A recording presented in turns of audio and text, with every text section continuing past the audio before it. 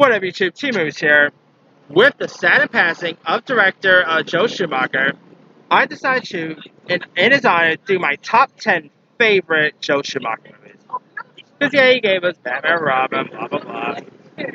But, good. But anyway, Joe Schumacher has directed some other really solid stuff. So, with that being said, here's my 10 favorite Joe Schumacher films. Number 10 is actually the film that's like his lowest gross, like his lowest ranked film on Rotten Tomatoes. Who will expect that this film will be lower than Batman and Robin? But anyway, that film is his film titled 12. Now, the film got released in 2010, I believe, and it is a very interesting film. Now, if you guys don't know, 12 is the story of 17-year-old white Mike, who's the privileged son of a restaurant tycoon, and his mother is succumbed to breast cancer several years ago before the film begins. And so White Mike, literally that's his name, becomes a drug dealer who has taken his senior year in high school off to sell drugs to his wealthy peers. And this is a very teen drug based film.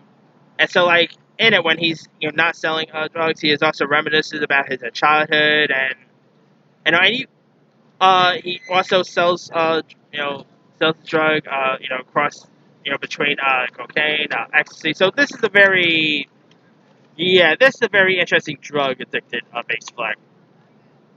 But it has a great cast. Like, you literally got Chase Crawford, who I believe was in his late 20s when he did this movie, playing a 17-year-old. So there's that.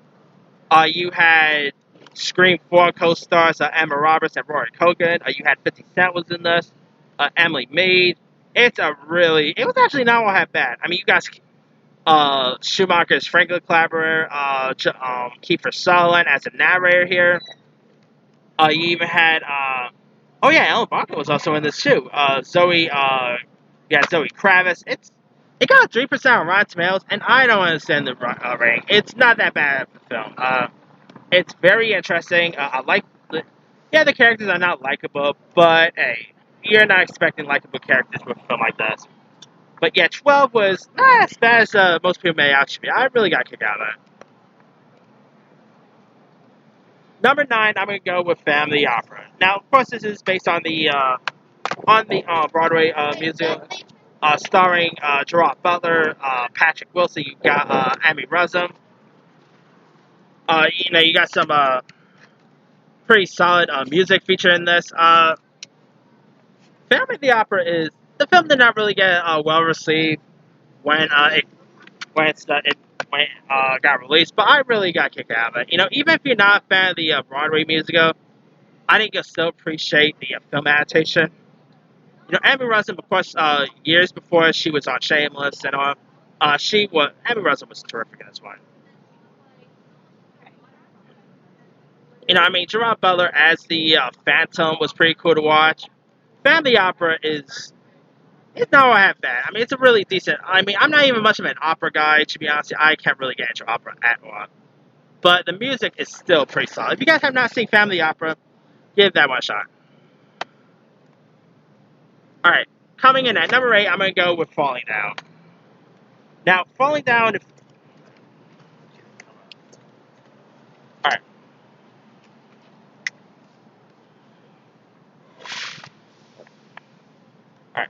Sorry, that had to make some room here. Anywho, as I was saying, Falling Down is, of course, a film that stars,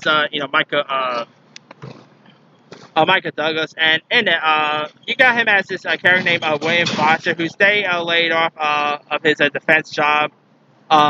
He ends up getting stuck in the middle of the mother of all traffic jams. You got Barbara Hershey as his ex-wife. He ends up attending his daughter's party at his ex-wife's home. But he ends up slowly unraveling mentally, finally snapping at a fast food restaurant, and he ends up, there's a violent outbreak, he ends up turning violent. This is actually, if you really look at that recent Joker movie, you could tell Falling Down was a film that, Joker was actually inspired by Falling Down, Taxi Driver and all, so there's that. You had Robert Duvall was in this. Falling Down is a very interesting film, and take a look. like before Joker was a film that took a look at mental health and all. We had Falling Down, and Falling Down is terrific. One of Michael Douglas's best work. Either he nailed it every inch. Go check out Falling Down. It's also a film that does not get talked about a whole lot. All right, I'll hurry this up because my computer's about to die.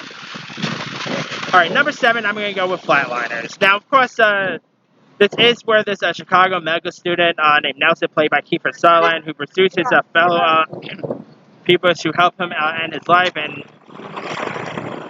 so they end up, resuscitating him in the nick of time. So you got atheist David, played by Kevin Bacon, Playboy Joe, played by William Baldwin, and the trouble Rachel, played by Julia Roberts, who ends up cowing, and they end up enforcing paranormal consequences, and they end up this is of course a film where they end up dying, then getting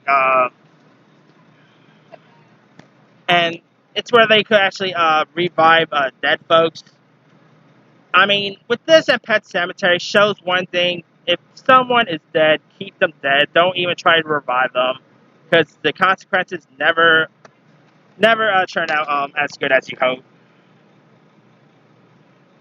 But that aside, Flatliners, the original, the recent remake that got released with Ellen Page, that movie sucks. But the original Flatliners is really cool, very creepy, it's very clever. If you guys ever seen Flatliners, it's a really decent 90s horror sci-fi flick, and it's a really good one. Alright. Coming in at number 6, I'm going to go with Batman Forever. Now, Batman Forever is good. I actually think Batman Forever is more of a guilty pleasure, but still, Batman Forever is a pretty cool one. Batman Robin, that's the start. But Batman Forever, starring Val Kilmer as a Cape Crusader. You also had the likes of Jim Carrey as Two-Face. Tommy Lee Jones was in this. You had, of course, the song by Steal a Kiss of a Rose. Come on, who remembers that song from Batman Forever?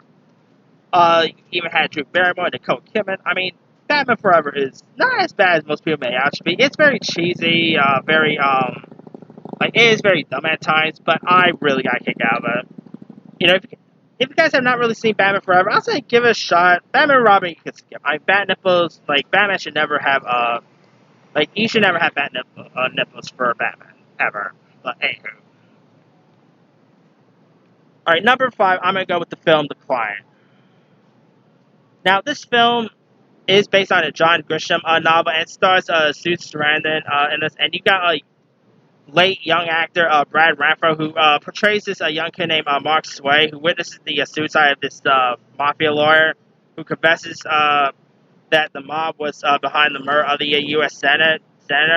So Mark's brother is traumatized into this coma, and you got gangster Barry Maldonado, played by Anthony LaPaglia, who is soon to be on Mark's trial, and so you got Sue Sarandon as the alcoholic lawyer. You got Tommy Lee Jones as the federal attorney. The Client is awesome. Brad Renfro, it's a shame tragically he passed away way too young. He passed away at the age of 25. But man, I thought he was terrific in this film. Susan Sarandon was great. I believe she got an Oscar nomination for this, if I'm not mistaken. Now, Joe Schumacher has directed another John Grisham adaptation, which I'll talk about here in a bit. But The Client is a really decent one. If you guys have not seen The Client by now, definitely give it a shot. It's a really, the movie will leave you guessing from beginning to end. That recent show, Defending Jacob, that sort of reminded me of The Client in a way. But that aside, The Client is a really decent one. Alright, speaking of John Grisham, number 4 is another John Grisham adaptation, and that is A Time to Kill. Now, A Time to Kill is a really solid one. You've got Sam Jackson, who portrays Carly Haley, who is this heartbroken father who ends up avenging his daughter's brutal rape by shooting the bigoted man responsible for the crime, and that he ends up being on trial for the murder. And so you got Matthew McConaughey as his lawyer. You got Sandra Bullock, Kiefer Sutherland, Donna Sutherland. Time to Kill is terrific. It's a really decent courtroom-based film. Great performances by Matthew McConaughey, by Sam Jackson. I believe Sam Jackson got some Oscar love. I'm trying to remember. I gotta double check that. But this movie is a really decent courtroom-based film, and it's pretty cool that Schumacher would direct two really cool John Grisham adaptations, and this is a really decent one. All right, coming in at number 3, I'm gonna go with Phone Booth. Now, Phone Booth is an interesting one. Of course, it's a movie with Colin Farrell stuck inside a phone booth, and you got Kiefer Sutherland who plays the caller, Colin Farrell's character, named Stu Shepard, has to do what he says, or else, sorry, or else the sniper will end up, choosing him as a target, and you know how it's gonna end. And so, in it, of course, Kiefer Sutherland's character ends up, shooting someone, and so Colin Farrell's Stu character ends up being the suspect in the murder. And there ends up being some truth that holds out. Phone Booth is actually the movie that really introduced me to Colin Farrell, believe it or not. Like, Colin Farrell has probably been in a few other stuff before Phone Booth, but it was really Phone Booth that actually made me become a fan of Colin Farrell's work. And it's also actually one of my favorite Kiefer Sutherland roles, believe it or not. Like, outside of 24, I love Kiefer Sutherland as a sniper. I mean, spoiler, his face did not even get shown until towards the end.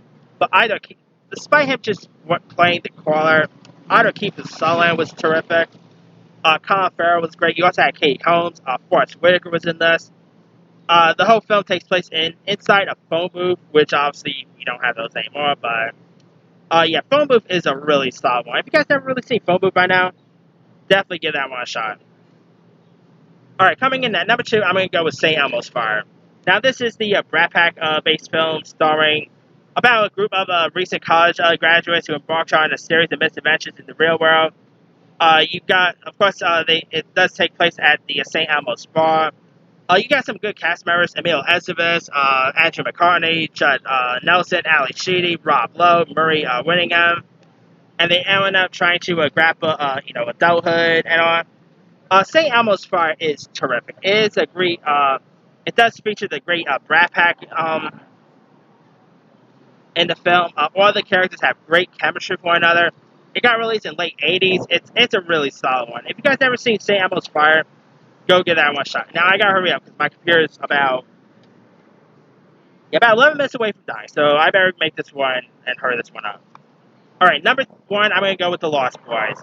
Come on, you've got Corey Haim, you've got Corey Feldman, Jason Patric, obviously one of the best vampire movies of the 80s. You got Kiefer Sutherland as the main villain. I mean, Kiefer Sutherland and Joe Schumacher have worked together loads of times. And not to mention, you had Jamie Gertz was in this. Diane Weiss was in this film. Lost Boys, it is a bit like in the vein of Peter Pan with the Lost Boys from Peter Pan and all, with vampires. But it's a solid one. If you guys never really seen The Lost Boys, I mean, the Corys have always been cool with these type of films. And yeah, it's very creepy. It gets very comedic at times. And they are actually doing like a remake of Lost Boys for the CW, which I'm kind of intrigued by.